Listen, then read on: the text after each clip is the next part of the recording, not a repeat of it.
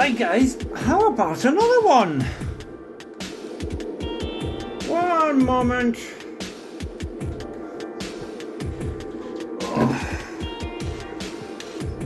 Another one brought to you from the kitchen table. I'm starting to work through my scrap pile now. Though, like I said before, I don't think you can call these scrap anymore. And I want to save this one because the battery damage to it is pretty minimal. Yeah. There's a little bit here and there. It's dirty.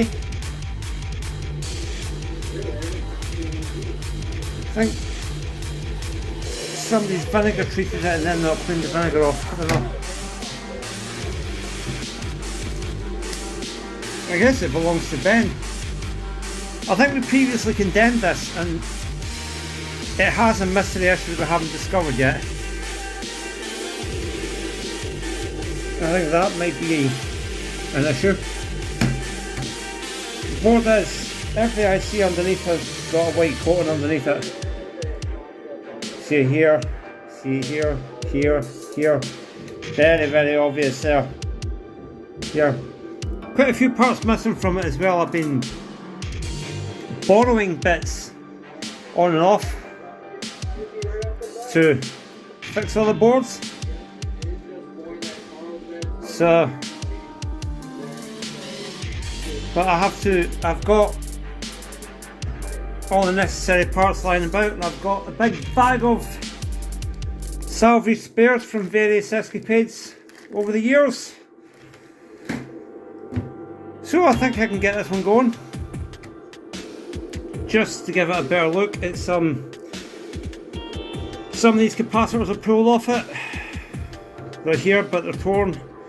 That's from storage. Some of the LEDs are off it, which is, zoom you in a minute, you see that that crust is even under the LEDs there.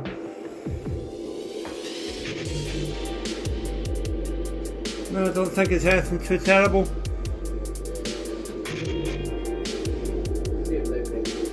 That has me a bit concerned about what might be lurking under there. We don't need that to boot though. We don't need that to start up.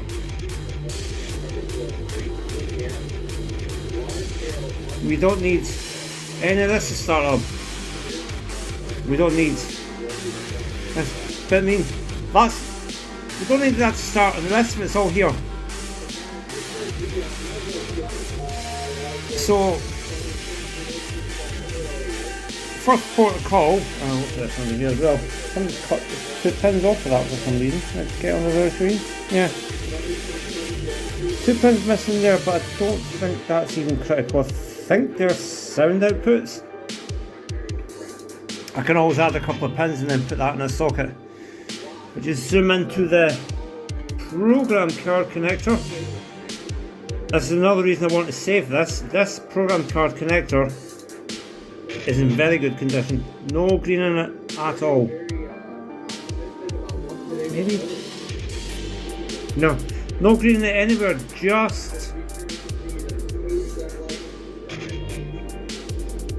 dust and tarnish. Might have to replace this socket, but not yet. The plan is, first thing I'm going to do is I'm going to get 556 on it. I'm going to get an 04 in here. I've got an HT04 lying about. I can put an LS04 in here because it's not as critical as this. You have to be careful with M1, it's a bit finicky. You can't put an LS04 and an HT04 in there.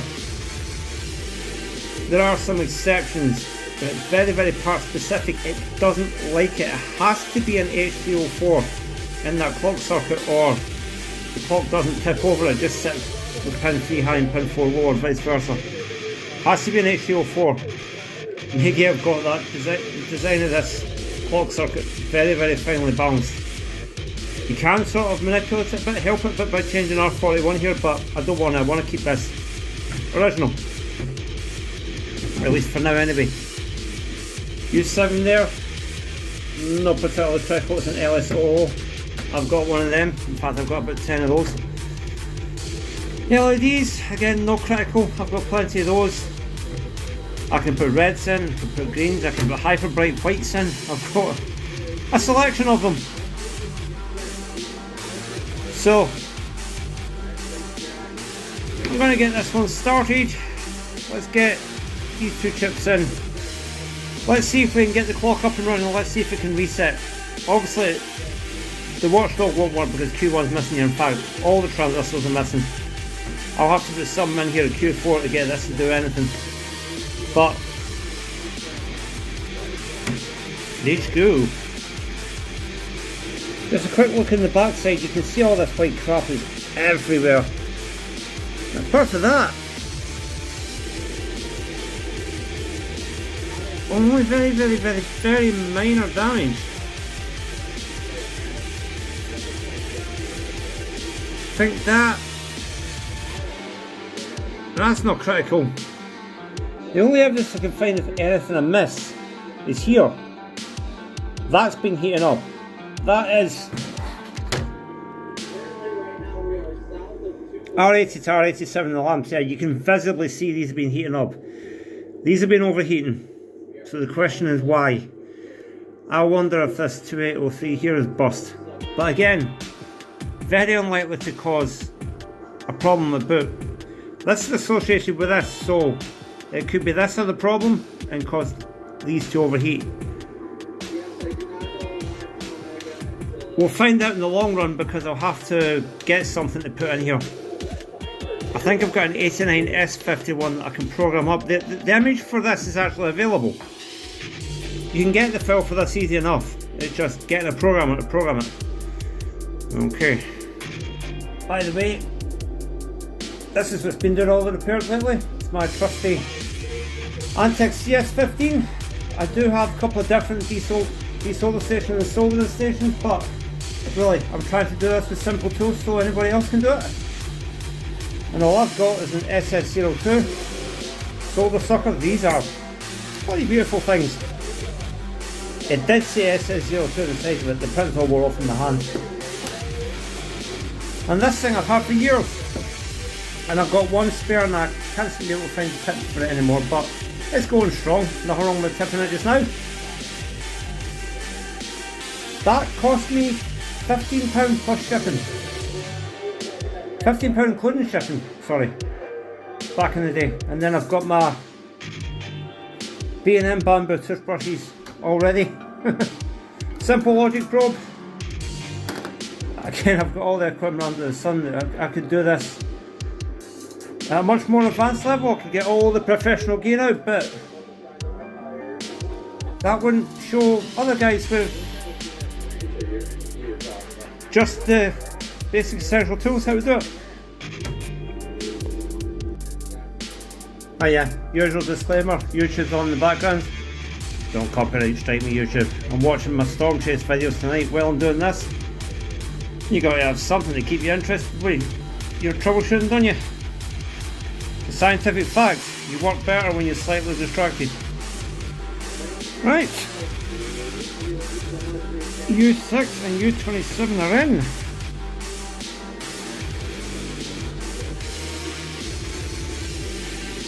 Good strong clock.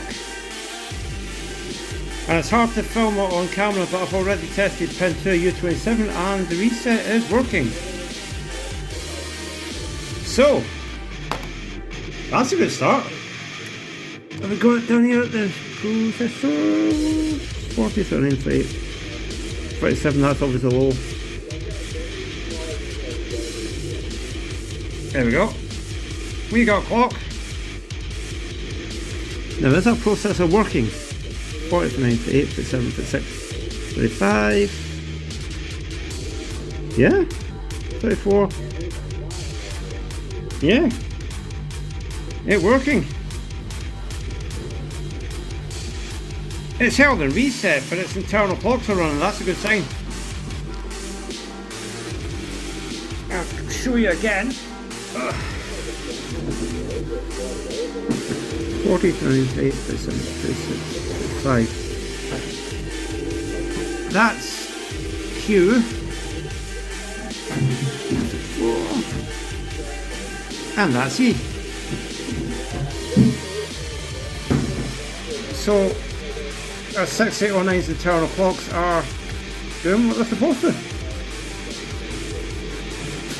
Nice. Right. Let's get a couple more things on it. So we've got a U10 in there. I had a choice of two. Use a slightly crustier one, but I'm intending to buy a replacement for that anyway. Seems alright, it's making all the right noises on a power up.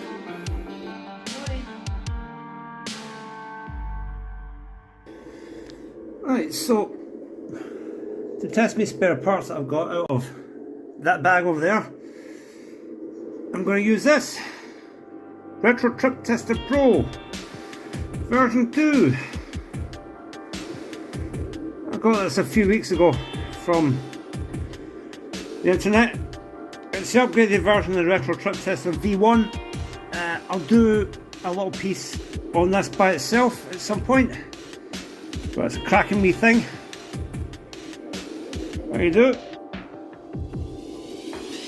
Here's what we got here.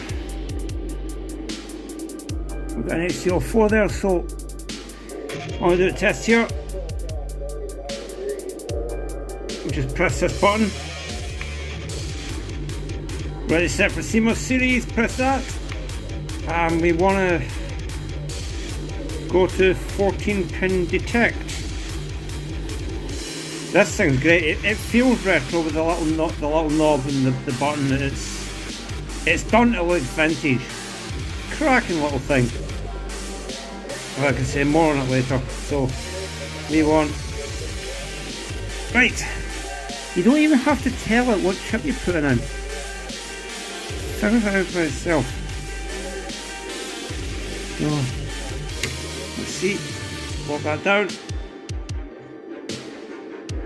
Yeah, 74 HCO4. So that's a pass. And that's for that location there. What we got next? Oh, for U7 there. And it goes. It's a gorgeous little thing, this. So don't need to do anything. It's right set for 14-pin detect. Again, and we got 7400 and it passes. Okay, that's lovely. Right, last thing on the list. There's a 259. And it goes.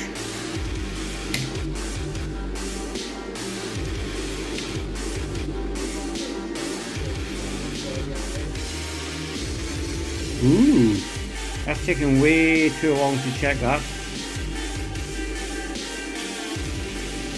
No match. We have a faulty part possibly. Well, what we can do is we press this button. Let's go to about 259.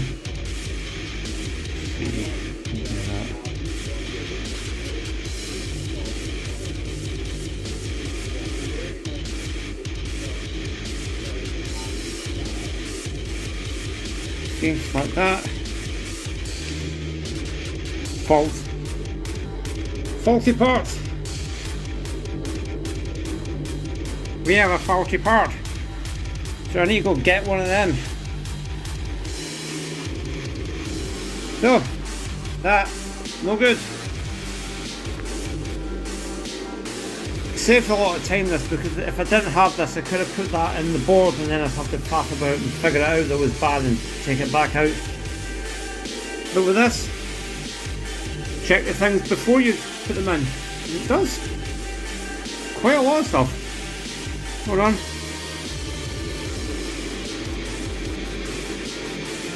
Long press takes you back to the menus.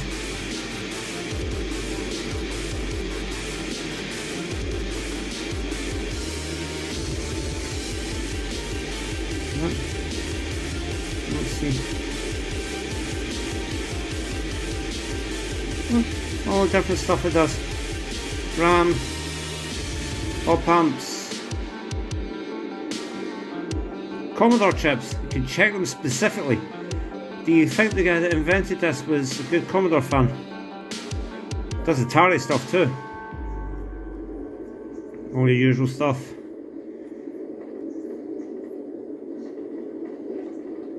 What have we got here? Options. Other series manufacturers. So we look. Yeah, it does just about. Oh, check 555 too. I didn't recognise that. So it should have an option for 556. Yeah. So it's. You can see how handy it is.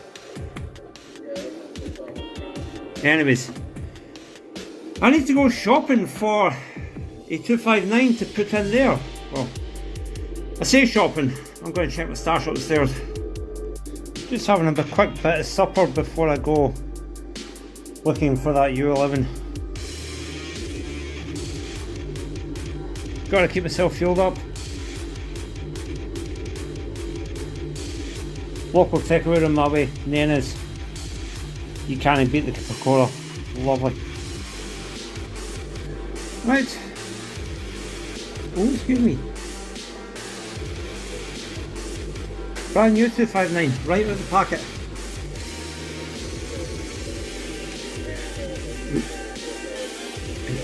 Excuse me. I apologise. I feel I enjoyed that Coca-Cola. So.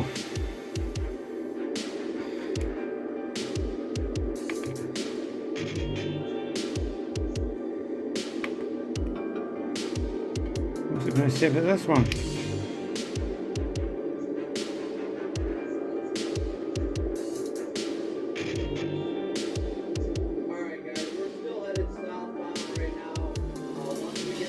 There we go, 259 passed.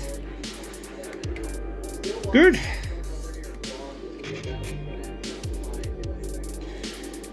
So,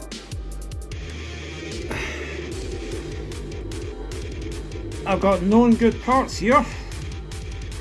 Let's get them on the board. Quite often get asked why I'm just putting U39 in, by the way. Quite often get asked why I do this at night rather than sit and relax. Well, this is my way of relaxing. I like doing this stuff. It keeps my mind busy and it keeps me from getting bored, keeps me getting stale. I think this is going to have to come off this U30, but we'll see. It is crusty leg city underneath that, but we'll give it the benefit of the doubt for the minute.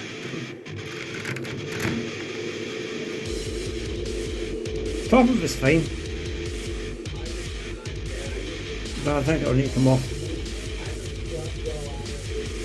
I've got a ton of these though, and there's at least 4 in that bag over there, so yeah. Well, I'll finish putting these back in. I'll go dig out a gal. We're getting pretty close to test firing it. And one gal at the stash, at Ben's stash actually. Let's start shitting right there. Like I said, I'm going to replace that socket, but once this works, I think that's going to have to come off. So I really should replace these 3 capacitors, but for an initial test, I think what I'll do is I'll just fire it up and see what happens.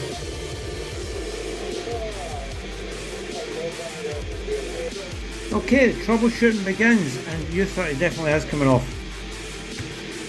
Also not putting check pin 14 here. Just the constant high, and check pin 1 down here.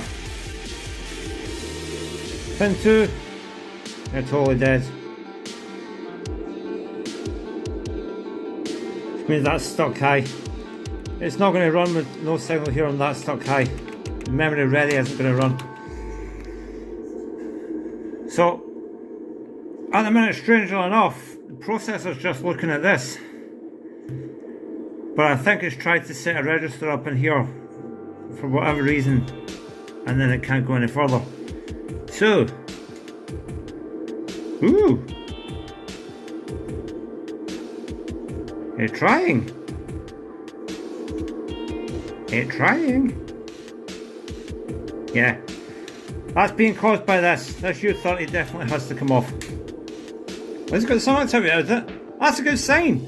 It's doing something. So with those legs on that U30 being so corroded underneath, and you can see it under here a bit, I'm not even going to attempt to desolder it. We're just gonna snip it like so. You get the idea. The board's moving away from me. Try to do that one-handed, but you get the idea. Just something like that. You know it's dead. You know the pins are corroded away. You just snip the legs and then desolder the pins individually. Bit like that, and then take the chip off. And then all you do is you heat each leg in turn. Hang on, I don't know if it's even possible. Can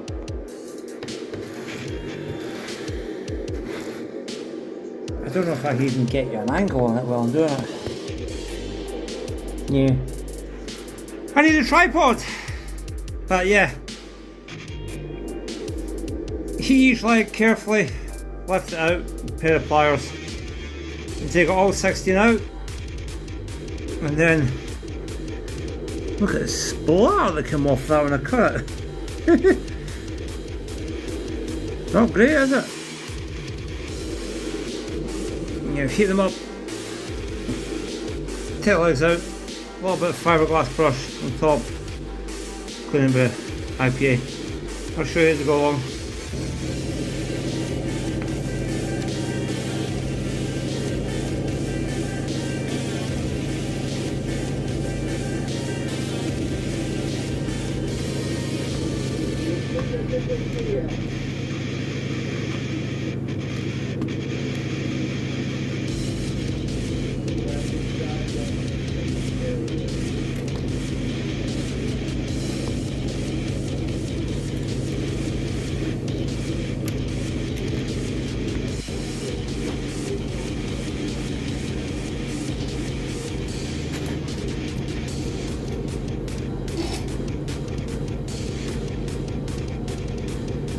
Like I said, just heat it up. Reckon that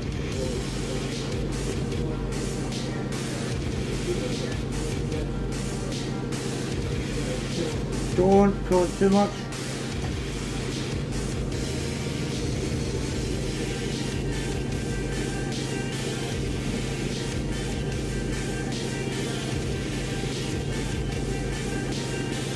I forgot my phone balanced on top of the power supply when I video this. I definitely need a tripod. If I could get my viewership up a little bit, more subscribers, I would actually buy a tripod and a much better camera.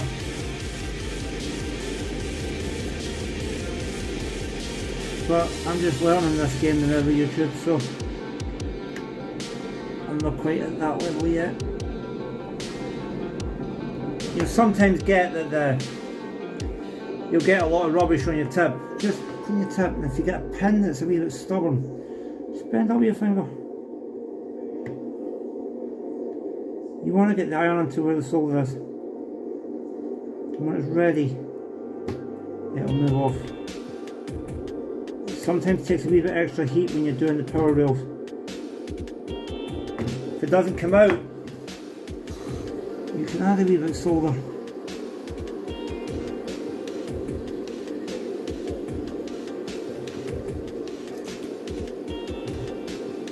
See how easy that's moving now? That one's lifting right out of the board.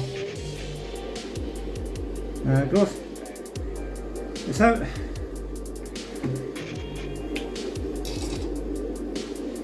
Right. You can see there wasn't much left of those pins. camera that's showing up a few of the gears that will need to be plugged up as well. It's showing the corrosion inside them. But all you do with those, if you get a corroded gear like that, and you can't see it, I can't see it with the naked eye, but the camera's showing it up. Get one with the corrosion inside the gear. Put a bit of counter wire through it and solder both sides. You also have a broken trace there. They'll need to be sanded out a wee bit. For the minute, in fact, those two traces there are actually, they're our problem. That's our problem right there with this. These two traces are broken right there. You can see them. So let's have a think about how we're going to fix them. First of all, we need to clean all this up. So what you do is you clean it up with a toothbrush, some IPA, dry it off nice, plug all the holes up with solder on the back, suck all the solder out, clean it up again, and then you should be left with nice tin through holes. Right, you sort these off.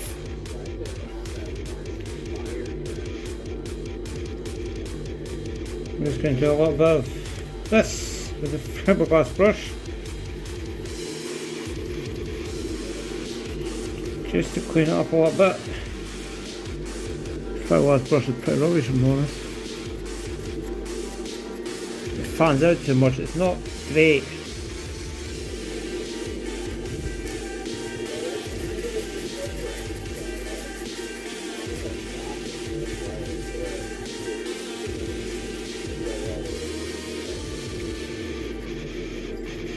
All I'm doing here is cleaning the crap off the top.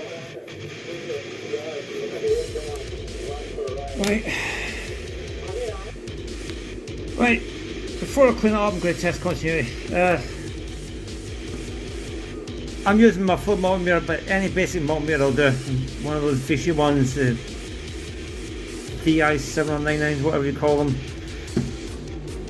Any meter that does a bus test or even a resistance test. The bus test is handy because it beeps, but resistance test, just look for a zero reading here. But anyways, I don't like the look of this trace here, so I'm going to check it. I'm going to check continuity from pin 1 here. I believe it goes to 12 on this. So I'll check those. So I don't have continuity at pin 1 and I can see where my brake is.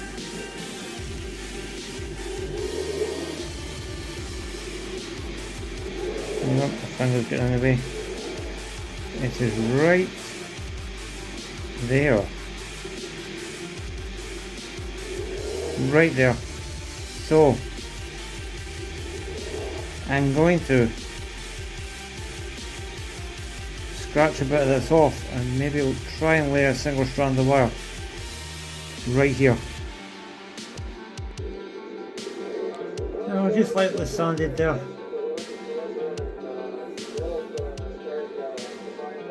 This colours the mask a wee bit, but you're going to cover it up with some solder mask and nail varnish if you have to strip any major amount of trace off. You won't see this under the chip. Did it with a very, very fine grey sandpaper. Don't use too coarse. Very, very fine. Use too coarse, you'll tear the mask to bits and it'll look really ugly, but this will clean up nice once I do it with some IPA. So some IPA on there. Just gonna give this a brush around, clean it up.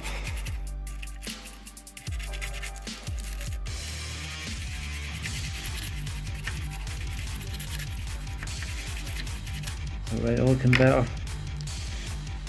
Yeah, it's alright, looking nicer. Go the other side, there should be enough that's gone through. Yes. A bit more. It's just a big bottle of IPA that I got from the bay. We spray.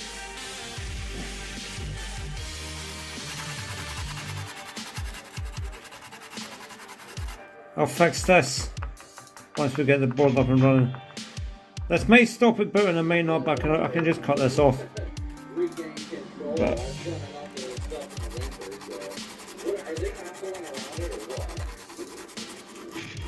okay, focus over there. Switch to my cotton buds.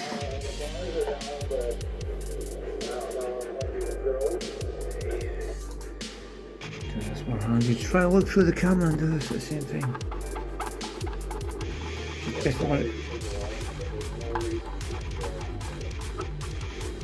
Clean it up nice.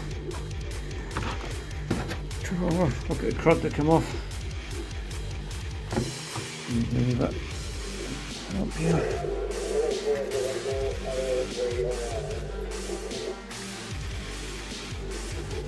You get the idea.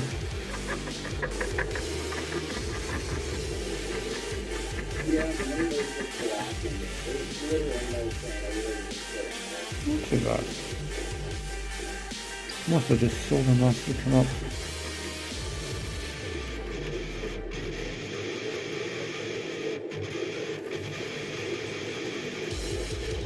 I'm trying to show more of what I do here, but I'm just showing you before and after.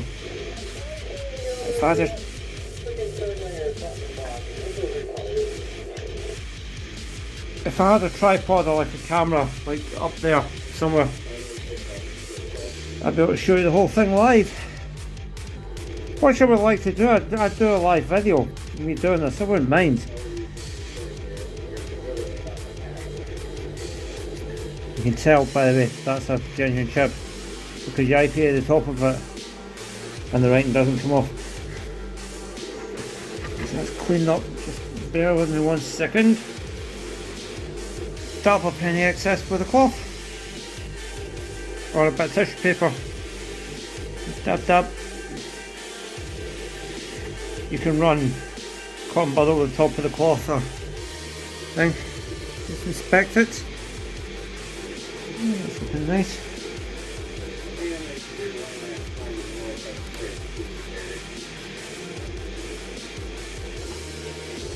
There's even more clean in here.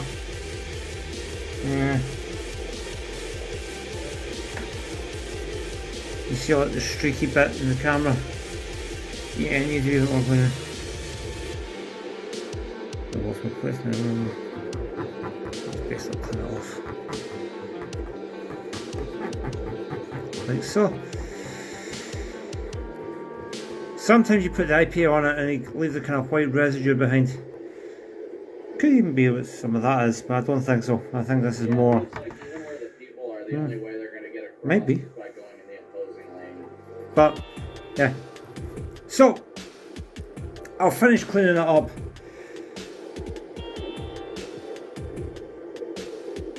And yeah, we'll get a new. I'll get this over here. See that kind of brown stuff there? Should lift that off. Yeah, well, that'll lift it off. I'll finish cleaning that up and then we'll get a new chip on there. There we go, it's cleaned up. Now we need to get a new chip in and reattach pin 12 up here to pin 1 there. Right, New 30 is in. Single link on the back side. Right.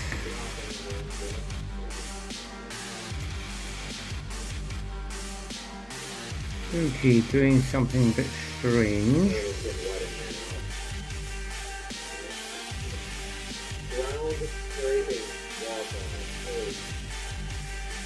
There's something I've noticed right off the bat.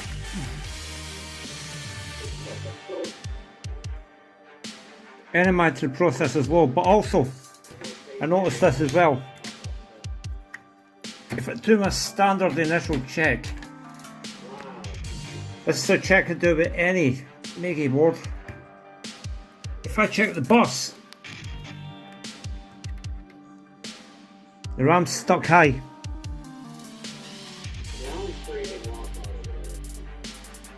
So, it's highly likely one of the 20 pin logic ICs is bust. I'm going to put my money on it being one of these two because these are very, very crusty. So I'm going to cut these off.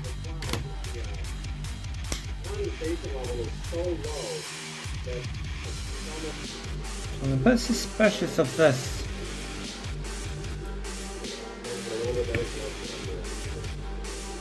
$8279 here. Everything else on the board's cold. This is getting warm. But then it might just be getting screwed up. No, because there's no... Yeah, that's getting warm. Along that sort of edge there, that's getting warm. That would be worthwhile removing that. I've got a spare.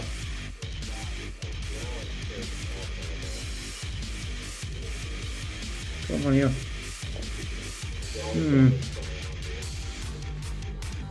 It's just getting that wee bit warm and everything else is cold.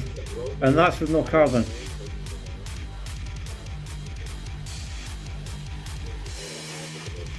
I think what we'll try doing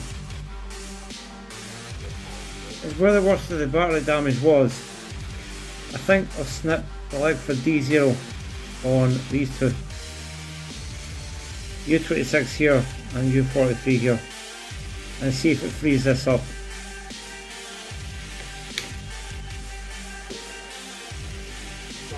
So, wasn't these two? They're crossed enemy, so it's that, they'll be replaced. Wasn't this one that will just be drawn back? It's one of these three. Because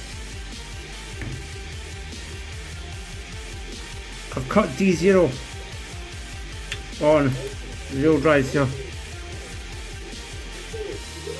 And D0 is unlocked.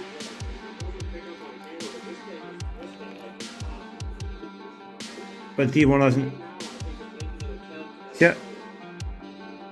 Clear. Hi. So now I need to find out which one of these three it is. My money's going to be on this one. No, hold on, maybe this one. Aye. This one, because that's all crusty green. It's one of these two, I'm pretty sure, because these are closest to the battery. The battery's at one of these. So the way you find it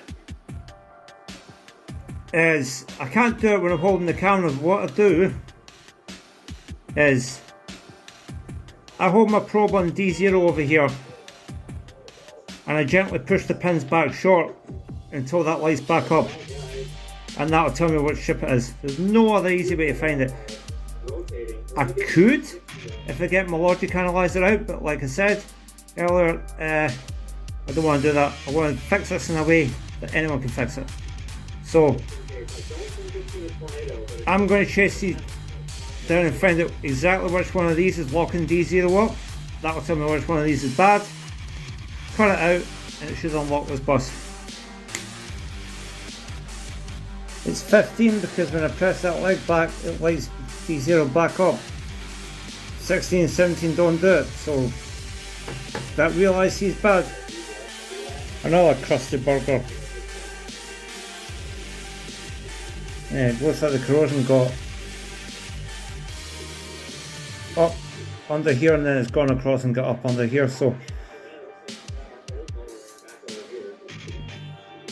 that's probably what took this board out. Corrosion getting under the chip. Excuse me for fingers.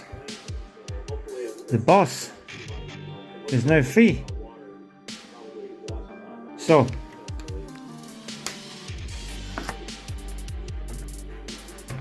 what will this do now?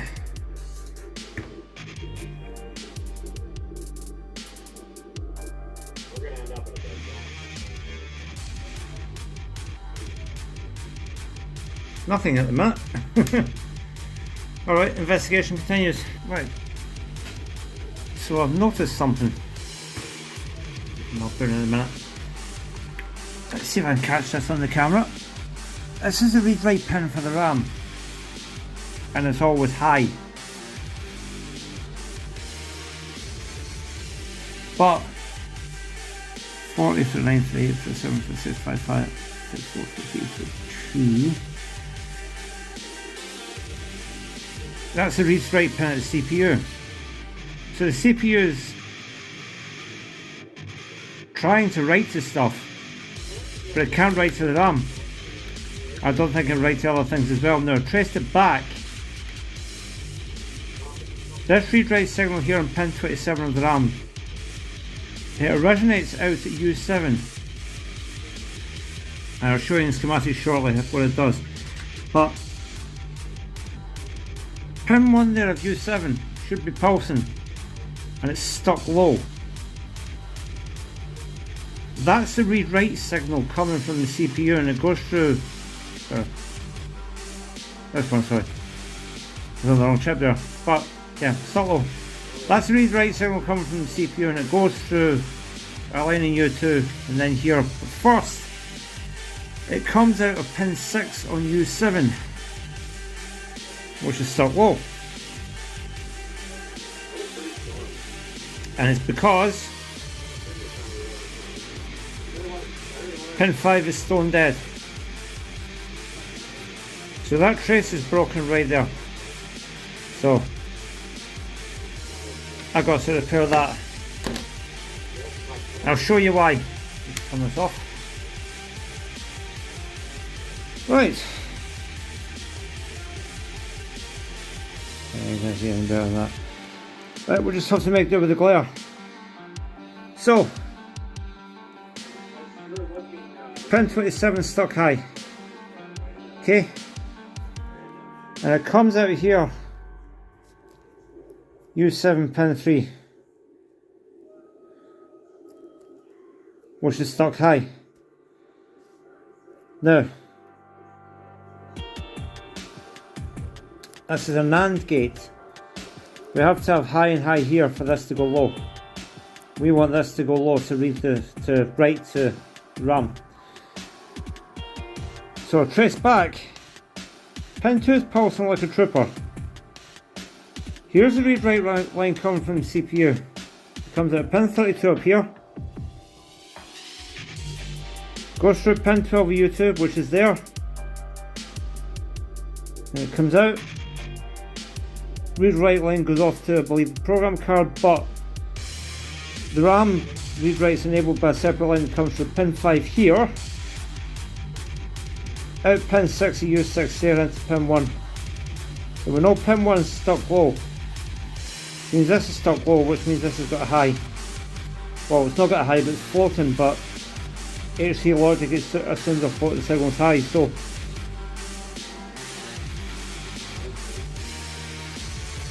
this line's gone. Which means this is always stuck low, which means this is always stuck low. This never sees two highs to drive. Pin 3 low, which means RAM has never been enabled. It's never being enabled.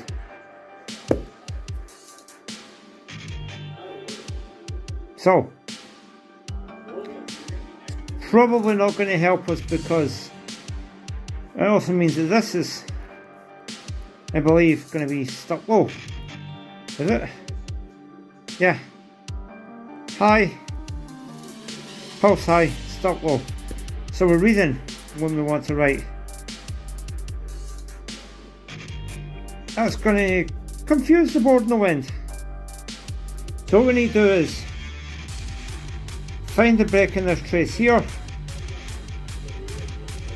It's probably going to be right here at U6. It could be here at U7 though. I need to check both. It could be a case I need to link both. But we need to get this line running so that the processor can talk to the rest of the board. Link bar time. So remember I said that U3 felt like it was getting hot. Wow. Yeah, that's certainly been getting hot.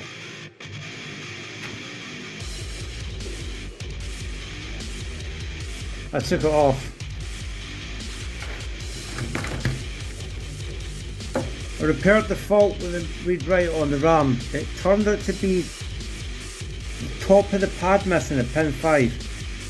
So I resoldered it on top to join the pad to the through hole. It didn't make a great deal of difference though,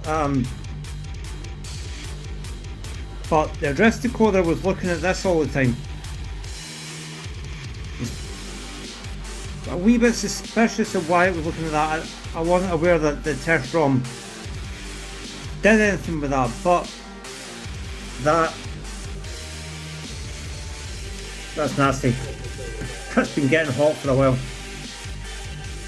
So I don't think it's going to do anything, but I'm going to plug the card back into it and see. Check this out. See it?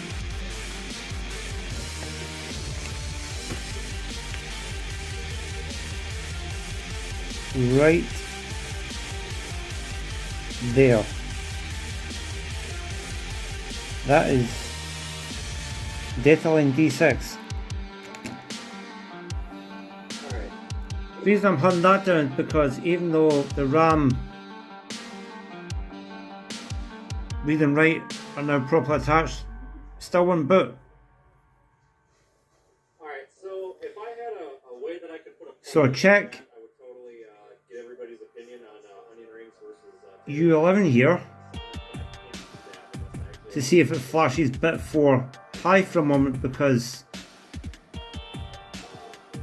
the first couple of instructions in the test ROM are LDA1 and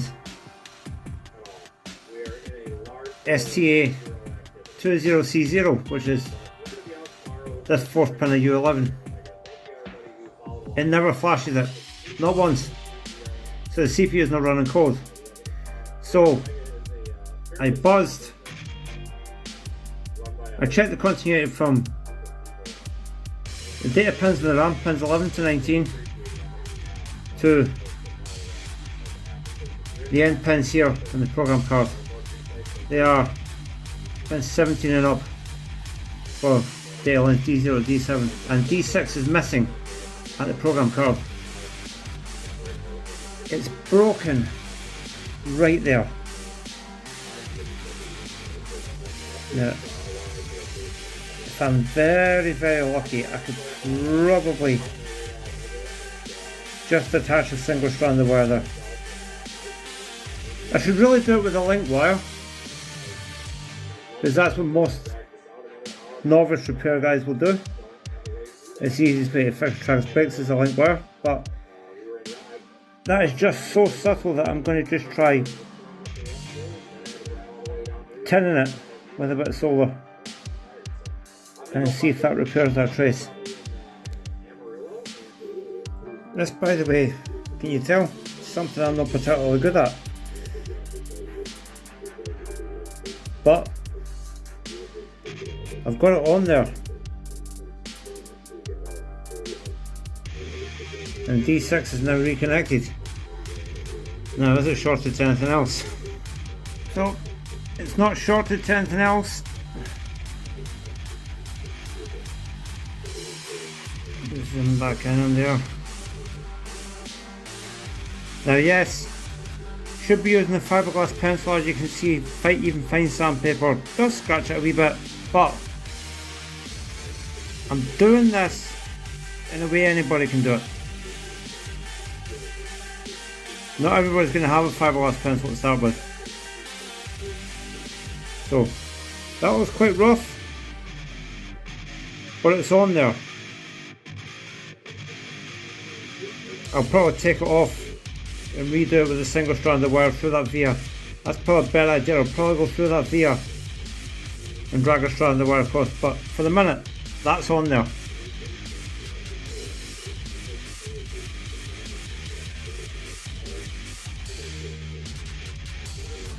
So now that our data bus works, let's see. And there we go. She lives. She bloody lives.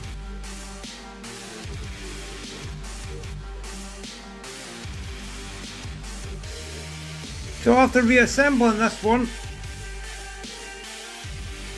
I'll replace U3 with something else. I'll put a spare in. I don't think the original was working. Very badly burnt up there. We need a new one of those. That needs replaced, that needs replaced. These two need replaced. Redo that there. But she's up.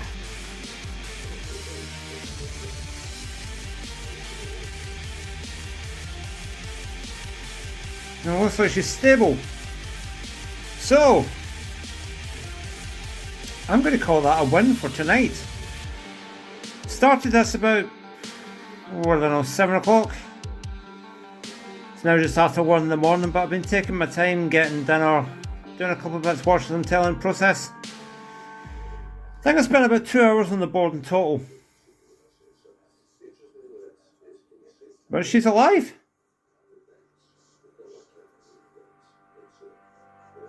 It's not the end of the battle though. Now we need to get the rest of the system up and running, play test it and get it to a point where I can attach reels to it and play the thing. So obviously all this needs fixed first and that needs fixed, so that'll be in a future part, but for the minute initial tests and fixes are good. I think I'm going to go off and repair this. I don't like that. But yeah. To be continued. But that's another one, at least running the test ROM, and I hope you've gained some insight and knowledge from the video. I tried to film a wee bit more than I usually do. Probably can't stand my rambling, but never mind. Next time you see this, it's going to have that repaired with some proper LEDs in here. These will be on. I'll probably have some up there and I'll probably have reels attached to it. Alright. Bye for now.